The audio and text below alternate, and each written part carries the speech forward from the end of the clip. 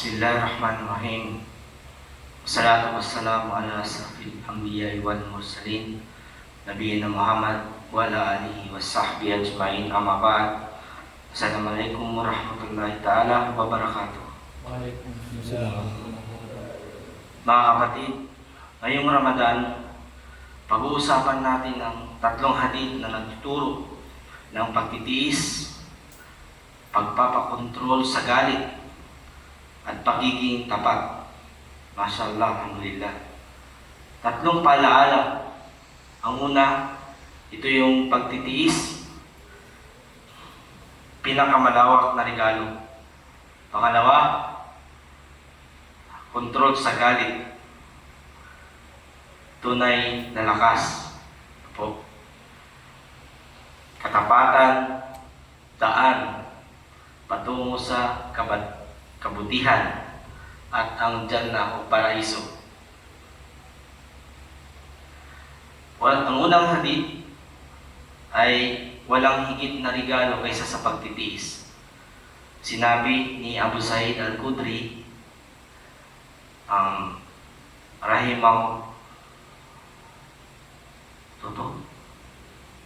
radhiyallahu anhu, sabi ng Rasulullah sallallahu alaihi wasallam, walang binigay na regalo sa isang tao na mas mabuti kaysa mas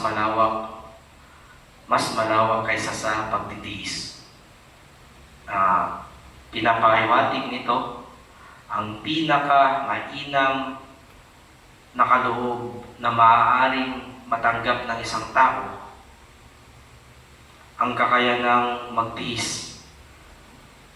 Ayon sa mga naunang salafiya ng ulama, ang pagtitiis o sabar ang isang napaka-mahalagang katangian na sa mananampalataya. Ang sabar ay hindi ang pagtitiis sa hirap, kundi pati ang pagpigil sa sarili sa mga kasalanan at ang pagtsatsaga sa pagsunod kay Allah. Sa ganitong liwanag, ang sabar ay nagbubunga ng mas malawak na tagumpay sa buhay at sa kabilang buhay. Kaya ito ang pinakadakilang regalo. Alhamdulillah. Mga kapatid, sa buhay, marami tayong pagsubok, kahit maliit o malaki. Ang pagtitiis sa hirap, sakit, o kabiguan ay pinagpapala at may gantimpala mula sa Allah subhanahu wa ta'ala. Ang tunay na tibay ay makikita sa kakayanang humarap sa pagsubok na may tiyaga sa bawat pagtitiis. Napakalakas ang loob ng tao at sa pagyakap sa pagtitiis. Natatagpuan ang panloob na kapayapaan. Ibig sabihin, ang pagtitiis ay hindi lang paghihintay. Ito ay lakas na nagpapanatili sa puso at sa dulo nito ay naroon ang kalmadong kalayaan, kapayapaan sa isang tao. Sabi ni Hasan al-Basri na rahimahullah, ang pagtitiis ay lakas ng puso at daan sa kapayapaan.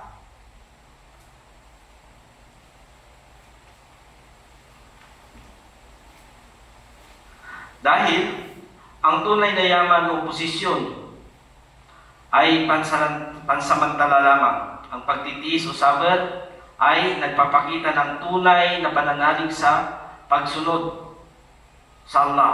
Ang gantimpala mula kay Allah ay higit na pangmatagalan, makatarungan at walang kapantay kumpara sa anumang material na yaman o kataas-taasang kalagayan dito sa mundo. Ang gandahan nito ay ang magtiis ay direktang naglalapit sa iyo sa Allah at ang gantimpala ng Allah ay nasa kabilang buhay. Huwag mawalan ng pag-asa sa hirap. Ang pagtitiis ay pinakamalaking biyaya. Ang pangalawang hadith, ito po ang tunay na malakas ay ang marunong magpigil sa galit. Mula kay Abu Hurairah radhiyallahu anhu, sabi ng Rasulullah sallallahu alaihi wasallam, ang tunay na malakas ay hindi ang nananaig sa pakikipagdugno, kundi ang marunong magpigil sa sarili kapag siya ay galit. Kapag marunong magpigil sa sarili kapag siya ay galit. Mga kapatid, ang lahat ng katawan, ang lakas ng katawan ay hindi sukatan sa tunay na lakas. Ang kontrol sa galit ay tanda ng matatag na pananampalataya at disiplinadong puso. Sabi ni Hasan al-Basri rahimahullah, ang lakas ng puso ay mas mahalaga kaysa sa lakas ng katawan. Hindi niya minamaliit ang pisikal na lakas, kundi itinuturo niya kung ano ang tunay na lakas. Ito ang sukatan ng karangalan sa tingin ni Allah. Ano ang malakas na puso? Parang ganito. May nangaasar. Sampol si Zak. Inaasar niya si Hamza. Ano po? Pero hindi siya gumanti. Di ba? O di kaya naman ay may tumutokso na gumawa ka ng mali, pero mas pinili mong sumunod kay Allah. O di kaya naman, may problema ka, pero hindi ka nawalan ng tiwala kay Allah. Yan ang lakas ng puso. So, bakit mas malaga ito kaysa sa lakas ng katawan? Ang malakas na katawan ay kayang magbuhat ng mabigat, pero ang malakas na puso ay pwedeng magpigil sa galit. Ang malakas na katawan ay kayang manalo sa anumang laban o sport, no? Pero ang malakas na puso ay kayang talunin ang sarili niyang masamang ugali.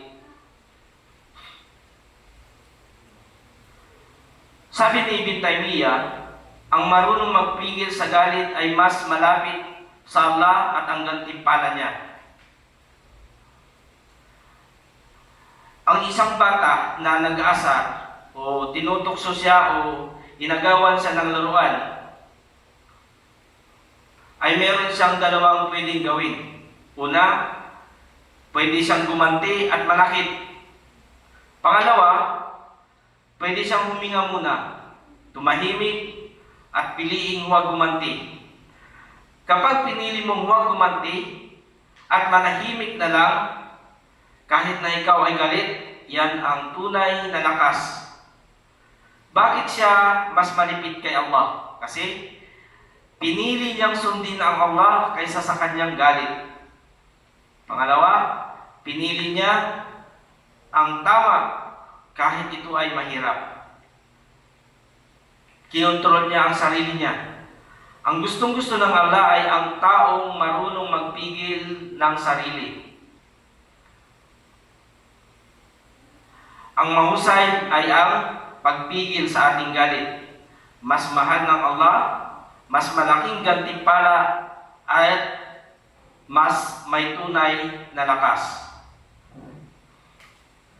May tunay na lakas. Alhamdulillah. So, sa translation nito mga kapatid,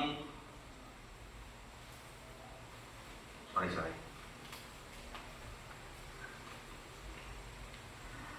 Kapag galit, huminga at mag-isip at alalahanin muna ang Allah.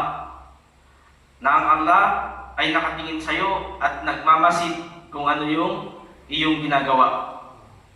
So kailangan po nating magtiis at ating pugnan, ating pigilan ang ating sarili sa galit. Inshallah, ang gantimpala ng Allah ay mas malapit sa atin. Ang pangatlong hadith, ito po yung katapatan, ito po ang daan sa kabutihan at paraiso. Mula kay Abdullah bin Mas'ud radhiyallahu anhu, sabi ng Rasulullah sallallahu alaihi wasallam, Sa Tagalog na translation, sabi niya, mananatili kayo sa katapatan, sapagkat ang katapatan ay gumagabay sa kabutihan, at ang kabutihan ay gumagabay sa paraiso. Mga kapatid, ang pagiging tapat sa salita at gawa ay pinagpapala at mahalaga sa Allah Subhanahu wa Ta'ala.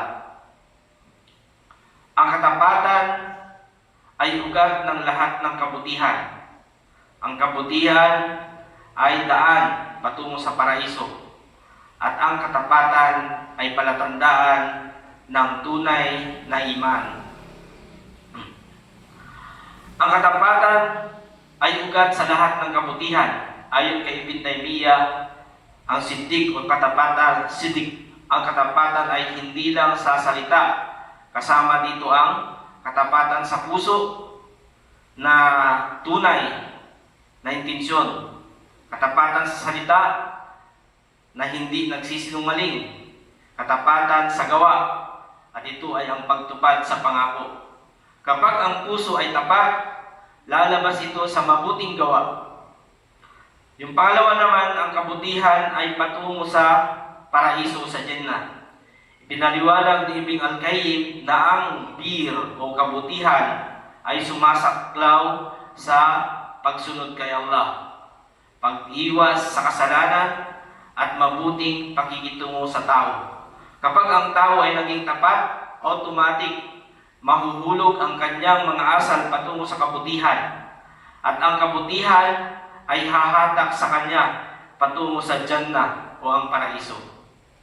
Ang katapatan ay palatandaan ng tunay na iman, pananampalataya. Ang mga salaf, ang mga naunang mga Muslim tulad ni Al-Hasan Al-Basri ay nagsabi na ang tunay na pananampalataya ay makikilala sa kanyang katapatan. Ang munafik, ito po yung mapagkunwari, ay kilala sa kasinungalingan, at ang mu'min ay kilala sa katapatan. Maging tapat sa salita at gawa araw-araw. Ito po ang daan sa kabutihan at sa paraiso. Kaya mga kapatid, sa tatlong halid na ito, ang pagtitiis, ito po yung pinakamalawak na biyaya. Ang pangalawa, ang kontrol sa galit, ito ang tunay na lakas. At ang katapatan, ito po ang daan sa kabutihan at sa paraiso, sa Jannah. Tanong ngayon, sa puso ngayon, tanong natin sa ating puso ngayon sa Ramadan, ano ang gagawin natin ngayon para maging mas matiisin, mas mahinahon, at mas tapat sa lahat ng mga bagay?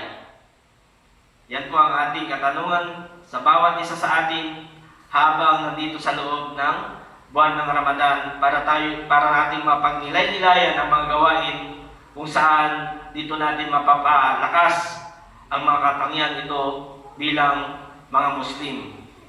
Allahu alam, wa assalamualaikum warahmatullahi taala wabarakatuh.